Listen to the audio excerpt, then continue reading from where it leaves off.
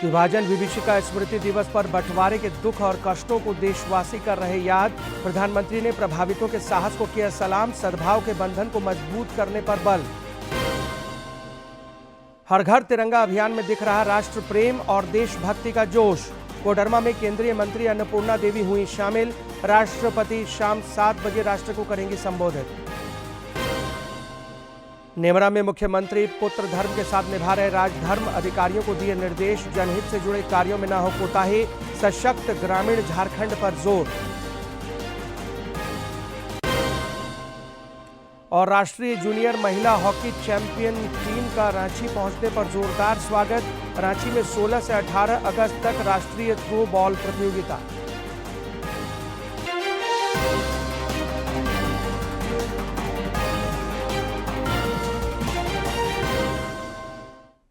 नमस्कार, आप देख रहे हैं खबरें झारखंड। इस वक्त की तमाम ताज़ा तरीन और अहम खबरों को लेकर हाजिर हूं मैं राहुल शर्मा। बुलेटिन की शुरुआत करते हैं। विभाजन विभीषिका स्मृति दिवस पर बंटवारे में बलिदान और विस्थापित हुए लोगों के दुखों और कष्टों को आज पूरा देश याद कर रहा है।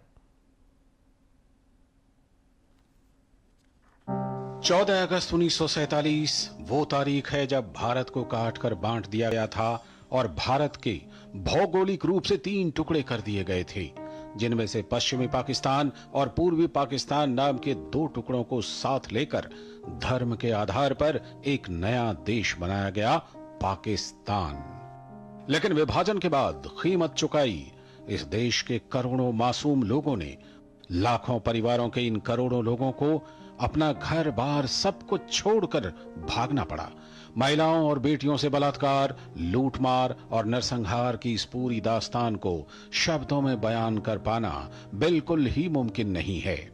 जब ये अभागे अपना सब कुछ गंवाकर भारत आए, लेकिन उस समय के भारत के नेताओं से इनको वो सहारा नहीं मिल पाया जो इन्हें मिलना चाहिए था। यहां तक कि समय के साथ धीरे धीरे इनके दर्द के बारे में बातें करना भी बहुत कम हो गया। परंतु पीएम मोदी ने वर्ष 2021 में लाल किले के प्राचीर से एक बड़ा निर्णय लिया। हर वर्ष 14 अगस्त को विभाजन विभीषिका स्मृति दिवस के रूप में याद किया जाएगा।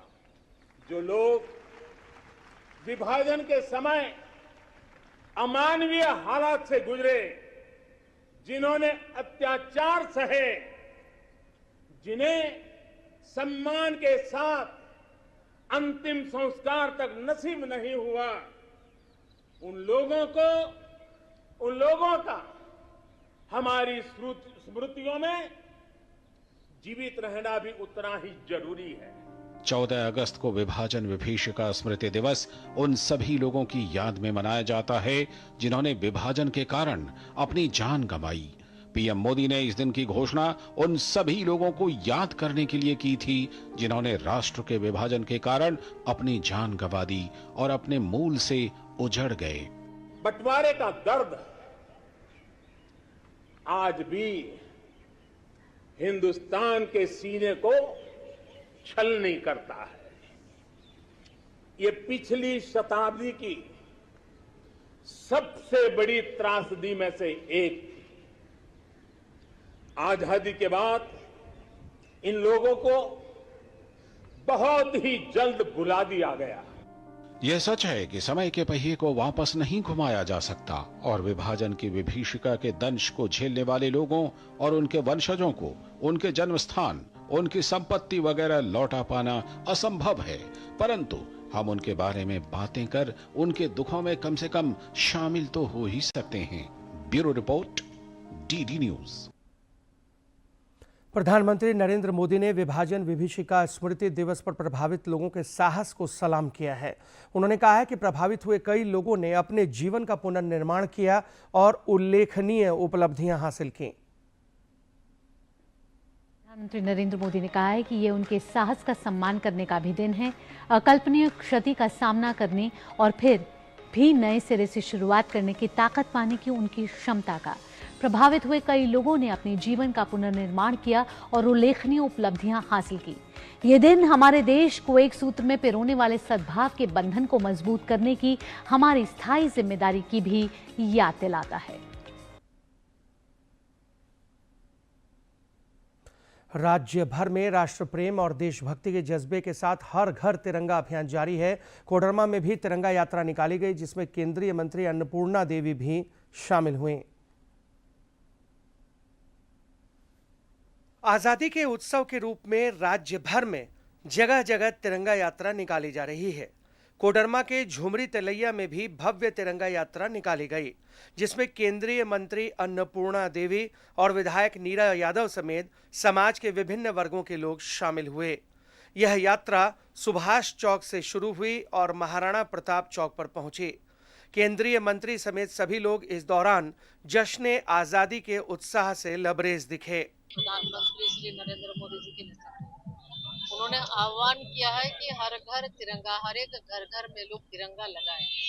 तिरंगा हमारी शान है और हम शान के साथ हम अपने घर में लगाएं। तिरंगा का हम सम्मान भी करते हैं और निश्चित रूप से इसमें भारतीयता, हम अपना राष्ट्रीयता और कि हम भारतीय हैं, तो ये हमारा एक आम लोग इस चीज से जुड़े।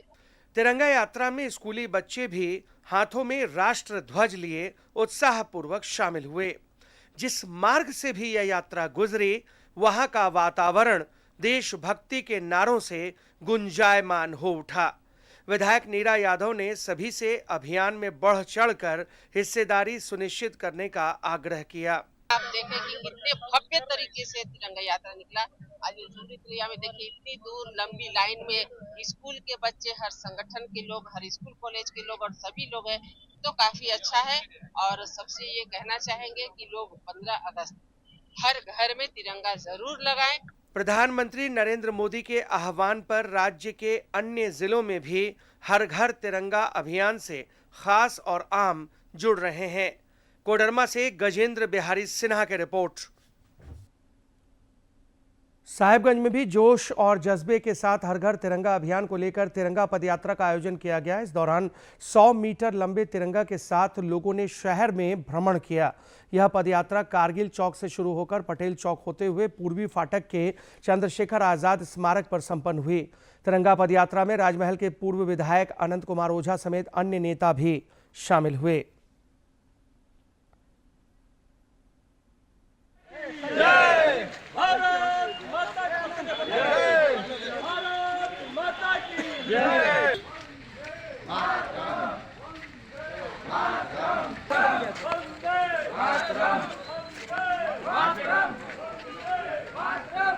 लगातार भारतीय जनता पार्टी के कार्यकर्ता, यहाँ समाज संगठन के युवा साथी, एनसीसी के हमारे युवा कैडेट और समाज के लोगों ने जिस प्रकार से भव्य तिरंगा यात्रा निकाली, यह उन महान सपूतों को नमन है। उन महान सपूतों को जिन्होंने ऑपरेशन सिंदूर के माध्यम से दुनिया में भारत के परचम का, ताकत का लोहा मनवाने का काम किया था। कोल्हान में भी हर घर तिरंगा अभियान राष्ट्र प्रेम और एकता का संदेश दे रहा है। जिला प्रशासन की पहल पर समाहरणालय से तिरंगा यात्रा निकाली गई, जिसमें बड़ी संख्या में लोग शामिल हुए। इस दौरान बच्चों द्वारा आकर्षक बैंड धुनों की भी प्रस्तुति हुई, जिससे वातावरण देशभक्ति से ओत-प्रोत नजर आया।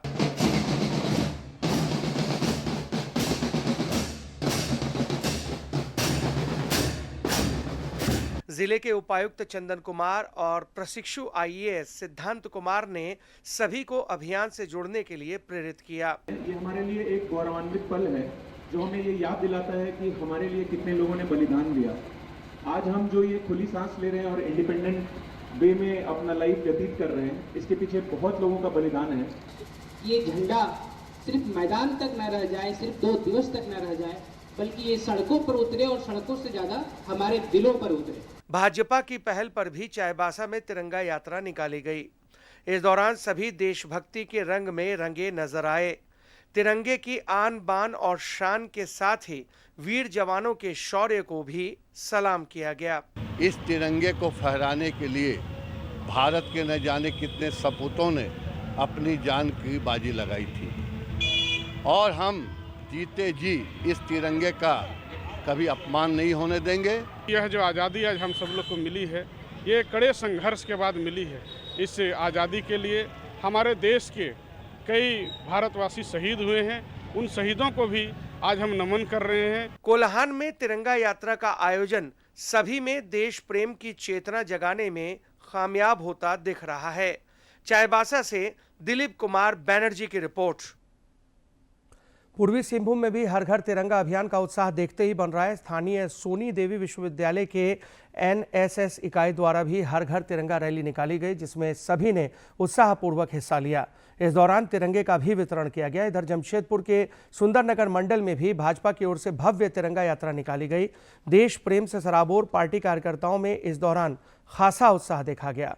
इस मौके पर पोटका की पूर्व विधायक मेनका सरदार ने कहा कि राष्ट्र की एकता और अखंडता को कायम रखने के लिए यह अभियान चलाया जा रहा है।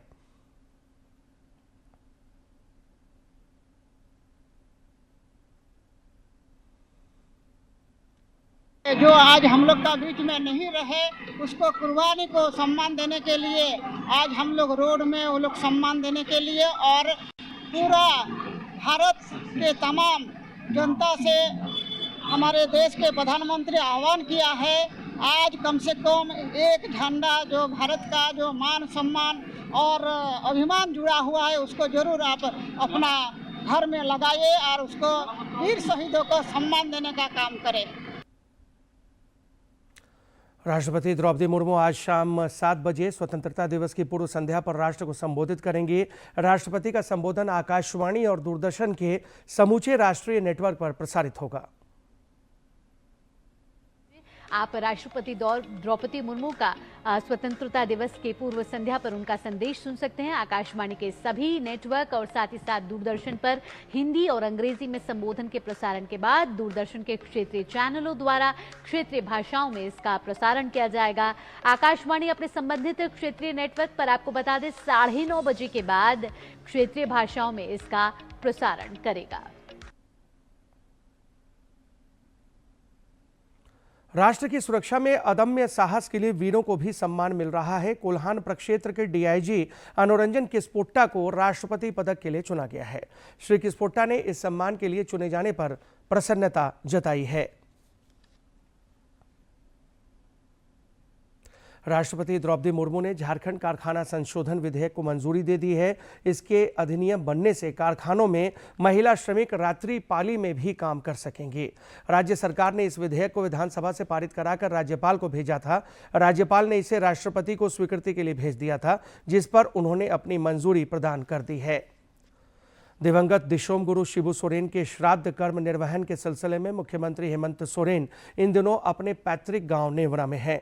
यहां उनका एक अलग ही रूप देखने को मिल रहा है। मुख्यमंत्री खेतों और आसपास का भ्रमण कर सिंचाई व्यवस्था और आवागमन की सुविधा का जायजा ले रहे हैं। उन्होंने कल आसपास के खेतों में धान की रोपनी भी देखी। इस दौरान उनके साथ स्थानीय लोग और अधिकारी मौजूद रहे। मुख्यमंत्री ने जोर देकर कहा है कि गाँव का विकास ही राज्य के विकास की असली नींव है।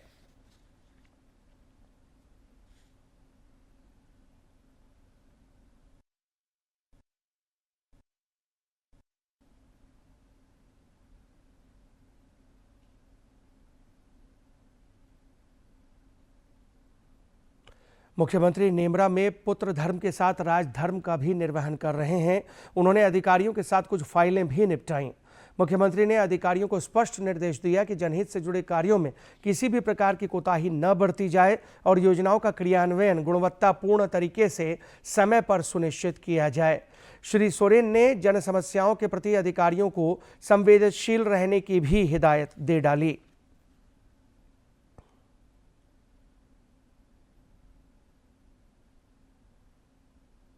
प्रदेश भाजपा अध्यक्ष बाबूलाल मरांडी ने पुलिस की कार्यशैली पर सवाल उठाए हैं। उन्होंने आरोप लगाया कि माफियाओं को छूट दी जा रही है और दबे कुचले लोगों की आवाज दबाई जा रही है। श्री मरांडी ने एक सोशल मीडिया पोस्ट में कहा कि कुछ पुलिस वाले अधिक अपराधियों को संरक्षण दे रहे हैं, वहीं वे आम लोगों की सुरक्षा को लेकर लापरवाह हैं। गोड्डा में सूर्या हांसदा के पुलिस एनकाउंटर पर श्री मरांडी ने सवाल उठाए। उन्होंने सूर्या हांसदा एनकाउंटर मामले की हाईकोर्ट के सिटिंग जज की अध्यक्षता में मुख्यमंत्री से जांच कराने की मांग की। इधर पूर्व मुख्यमंत्री चंपई सोरेन ने भी एनकाउंटर पर सवाल उठाते हुए कहा है कि गिरफ्तारी के बाद सूर्या का एनकाउंटर किया जाना पुलिस को संदेह के घेरे में खड़ा करता है। श्री सोरेन ने कहा कि कुछ खास लोगों के खिलाफ उठने वाली हर आवाज को कुचलने की कोशिश हो रही है। शराब घोटाला के मामले में जेल में बंद निलंबित आईएएस अधिकारी विनय कुमार चौबे की जमानत याचिका पर झारखंड हाईकोर्ट में सुनवाई चल रही है। इस मामले में आज भी सुनवाई होगी। उधर हजारीबाग में करीब 2.5 एकड़ खास महल की जमीन की अवैध तरीके से खरीद बिक्री के मामले में दर्ज प्राथमिकी में एसीबी ने श्री चौबे को भी आरोपी बनाया है। वे उस वक्त हजारीबाग के उपायुक्त थे। वर्तमान में विनय कुमार चौबे शराब घोटाला मामले में रांची के होटवार स्थित बिरसा मुंडा केंद्रीय कारा में बंद हैं। उन्हें एसीबी ने 20 मई को गिरफ्तार किया था। बोकारो जिला परिषद सभागार में जिला समाज कल्याण विभाग की ओर से बेटी बचाओ बेटी पढ़ाओ योजना के अंतर्गत साइबर फ्रॉड एवं साइबर सुरक्षा विषय पर कार्यशाला का आयोजन किया गया। इस अवसर पर जिला परिषद अध्यक्ष सुनीता देवी, उपायुक्त अजय नाथ झा और उप विकास आयुक्त शताब्दी मजुमदार मौजूद रहीं। मौके पर उपायुक्त ने कहा कि एसआई के युग में हमें साइबर फ्रॉड से और ज़्यादा सतर्क रहने की ज़रूरत है। उपायुक्त ने बेटी हो बधाई हुई है कार्यक्रम के संबंध में छात्राओं और पदाधिकारियों को अवगत भी कराया। उन्होंने कहा कि अपने आसपास में अगर कहीं बेटी का जन्म हो तो उसके अभिभावक को गुलदस्ता देकर मिठाई खिलाकर सम्मानित किया जाए। इस दौरान सभी वक्ताओं ने समाज के नवनिर्माण के लिए सामूहिक प्रयास पर जोर दिया। कि नहीं अपना एक फोटो शेयर कर दो, मैं देखूंगा, तुमको देखे बिना चैन नहीं आता है, फोटो चाहिए तुम्हारे। इस तरह से बातें होंगी, पर कभी भी भूल से भी अपना फोटोग्राफ, अपनी चीजें कभी किसी को शेयर नहीं करना है। उसका क्या प्रभाव हम पे पड़ता है, इसकी मुख्यतः यहाँ पे जानकारी देना है। इस कार्यशाला में कस्तूरबा की वार्डन को बुलाया गया है, बच्चियों को बुलाया गया है, सीडीपीओ को बुलाया गया है, सुपरवाइजर है। सब इस कार्यशाला में हम लोग इनको जानकारी देंगे कि कैसे साइबर अपराध होते हैं, किस तरह लोग ठगी के शिकार होते हैं और कैसे उनसे हम बच सकते हैं करके। और बैंक से रिलेटेड फ्रॉड या पर्सनल फ्रॉड या और भी किसी से बुलिंग हो गया, ग्रूमिंग हो गया, इस तरह का जो अपराध है जो करते हैं वो साइबर अपराध है।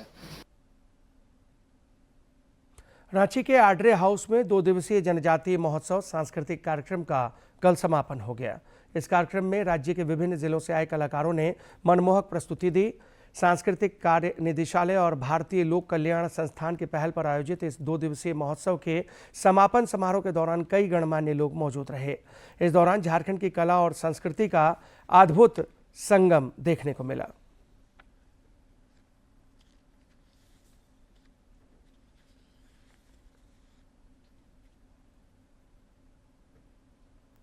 रांची के अनगढ़ा थाना क्षेत्र में कल रात भीषण सड़क दुर्घटना में 4 लोगों की मौत हो गई। बताया जा रहा है कि अनियंत्रित ट्रक एक ऑटो पर पलट गया। इस वजह से ऑटो पर सवार 4 लोगों की मौके पर ही मौत हो गई।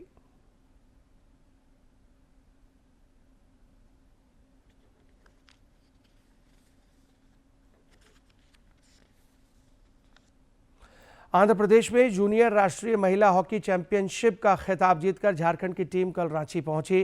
टीम के रांची पहुंचने पर बिरसा मुंडा एयरपोर्ट पर हॉकी झारखंड के पदाधिकारियों, खिलाड़ियों और खेल प्रेमियों ने विजेता खिलाड़ियों का भव्य स्वागत किया।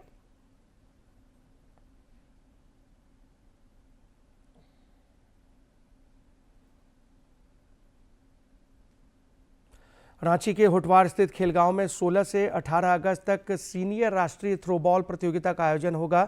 इस प्रतियोगिता में विभिन्न राज्यों और केंद्र शासित प्रदेशों की 25 टीमों की भागीदारी की पुष्टि हो चुकी है। आयोजन से जुड़े पदाधिकारियों ने बताया कि प्रतियोगिता के आयोजन में CCL, NTPC और गेल समेत अन्य संस्थान में भी सहयोग कर रहे हैं। राज्य में मानसून फिलहाल कमजोर पड़ा हुआ है। हालांकि पिछले 36 घंटे के दौरान राज्य में कुछ इलाकों में हल्के से मध्यम दर्जे की बारिश भी हुई है। पिछले 24 घंटे के दौरान साहिबगंज के राजमहल में सर्वाधिक 56 मिलीमीटर बारिश रिकॉर्ड की गई।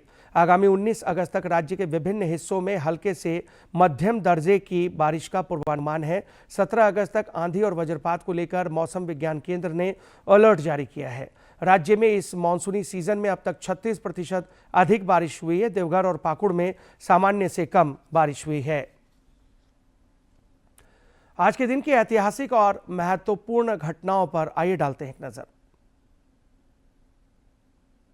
14 अगस्त साल 1947 को भारत का विभाजन हुआ और पाकिस्तान के रूप में एक नया राष्ट्र बना। जून 1947 में तत्कालीन वायसरॉय माउंटबेटन ने भारत के 2 हिस्से करके भारत और पाकिस्तान बनाने का ऐलान किया था। इस बंटवारे ने लाखों लोगों को अपने ही देश में शरणार्थी बना दिया। इतिहास में किसी राजनीतिक कारण से होने वाला ये सबसे बड़ा विस्थापन था। बंटवारे के दौरान हुए दंगों में लाखों लोग मारे गए।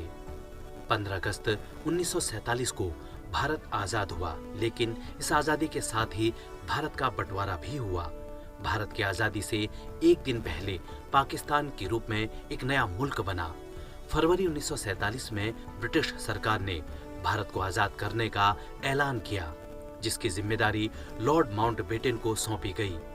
माउंटबेटन एक योजना लेकर आए, जिसके तहत उन्होंने प्रस्ताव दिया कि प्रांतों को स्वतंत्र उत्तराधिकारी राज्य घोषित किया जाए और फिर उन्हें यह चुनने की अनुमति दी जाए कि उन्हें संविधान सभा में शामिल होना है या नहीं। इस योजना को डिक्की बर्ड प्लान कहा गया।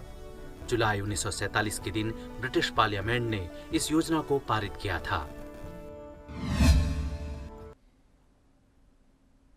स्वस्थ जीवन के लिए योगासन एक अद्भुत उपाय है। यह न केवल शरीर को मजबूत और लचीला बनाता है, बल्कि मानसिक शांति और एकाग्रता भी प्रदान करता है। योग से चेहरे की खूबसूरती भी बढ़ाई जा सकती है।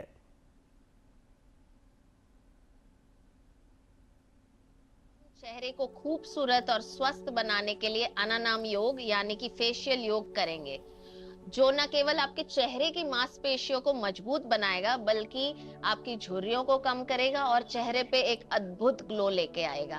तो आइए देखते हैं कैसे करना है। आप इस प्रकार शांति से बैठ जाए, चेयर पे भी बैठ सकते हैं, जमीन पे भी सुखासन या किसी भी मेडिटेटिव पोस्चर में बैठ जाए। हाथों को ऐसे रखे, गर्दन को सीधा करे, धीरे से अपने चेहरे को सामान्य स्थिति पे ले आए। अब आंखों को ऊपर उठाए, भौहों को ऊपर उठाए। एक बार हुआ ये, ऐसे और 4 बार करते हैं।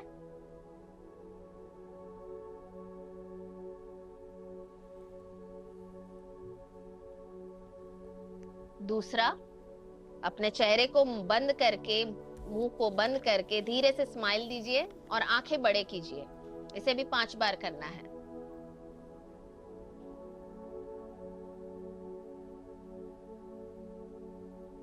अब तीसरे में जाते हैं, जिधर आजकल सेल्फी का जमाना है और हम पाउट करते हैं, तो उसी प्रकार मछली के आकार का चेहरा बनाएं और फिर मुंह को खोले।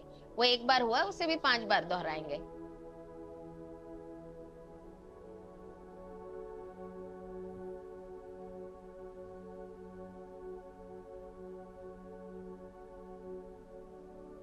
अब आखिरी, धीरे से अपने गर्दन को ऊपर उठाए। अब राइट साइड मोड़े, मुंह को बंद रखते हुए अपने जबड़ों को अंदर बाहर 5 बार करेंगे।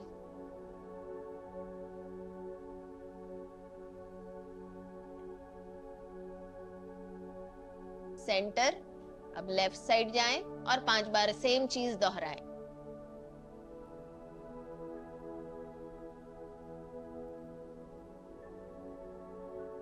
सेंटर और नीचे, और आखिरी में यही चीज अब ऊपर देखते हुए छत को सेंटर में करेंगे। तो गर्दन को ऊपर उठाए, छत को देखते रहे, मुंह बंद रखे और यही चीज दोहराए।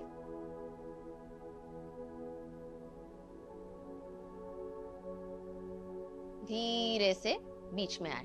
तो ये पूरा एक फ्लो था अनानाम योग का। इसे रोज जरूर दोहराए, दिन में 1 या 2 बार कर सकते हैं। और अब बारी है कुछ प्रैक्टिकल टिप्स जानने की योग गुरु डॉक्टर हंसा जी योगेंद्र से। तो आइए जानते हैं। नमस्कार। हमारी चमड़ी बाहर की दुनिया का झटके लेते ही रहती है। बाहर पोल्यूशन रहा है, चमड़ी पर असर पड़ता है, धूल चमड़ी पर असर पड़ता है, और इसीलिए इस चमड़ी का ध्यान देना बहुत ज़रूरी है। तो स्किन केयर में सबसे मेन है ओट। ओट यानी जव को बारीक बना लें, उसका पाउडर बना लें और उसमें दही 1 चम्मच डालकर उसका पेस्ट बनाकर वो हमारी चमड़ी पर लगाएं। वो बहुत ही सही रहेगा। और वो सूखने के बाद में उसको रब करें तो वो चमड़ी को और डेड स्किन को निकाल देगा और चमड़ी को तरोताज़ा करेगा। सर्कुलेशन तो अच्छा होगा ही, चमकदार चमड़ी हो जाएगी। दूसरी बात है बादाम का तेल। बादाम का तेल लेकर गुनगुना हो तो और भी अच्छा है, फेस पर और स्किन पर लगाना जो भी खुले भाग है उस पर लगाना, वो फायदा करेगा, क्योंकि हाइड्रेशन चमड़ी का बहुत ही ज़रूरी है। ड्राई चमड़ी पर गलत चीज़ों का असर पड़ता ही है, क्रैक्स और चॉप्स हो जाते हैं। इसलिए ये चीज़ें हमें करनी है और रोज़ करनी है, इससे बहुत ही फायदा हो जाएगा। नमस्कार। और अब कुछ खबरें राज्य के विभिन्न जिलों से फटाफट अंदाज में।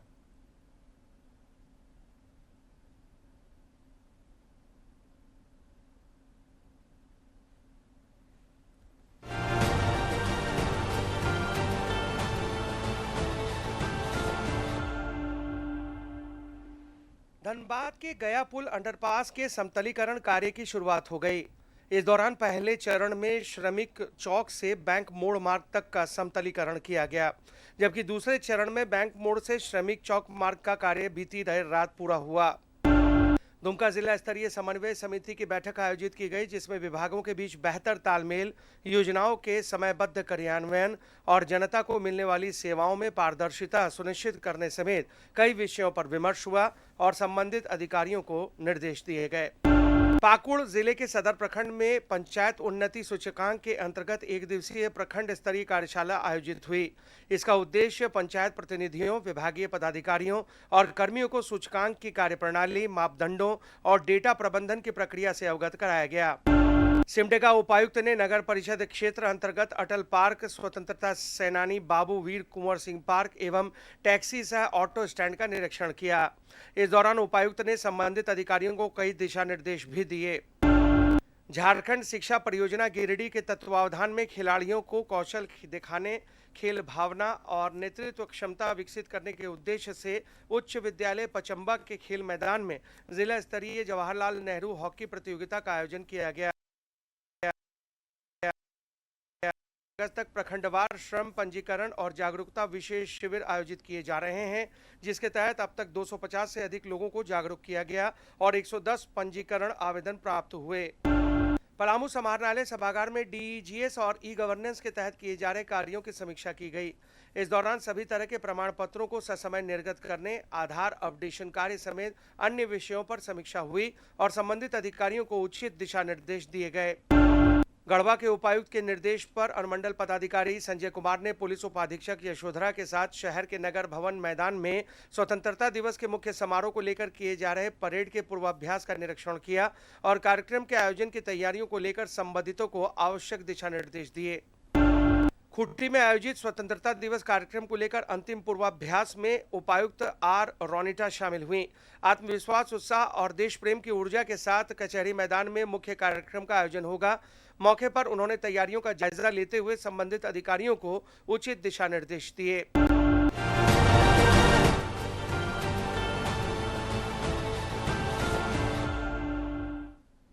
और इसी के साथ इस बुलेटिन में फिलहाल इतना ही। दीजिए इजाजत, लेकिन चलते चलते एक नजर अब तक की सुर्खियों पर।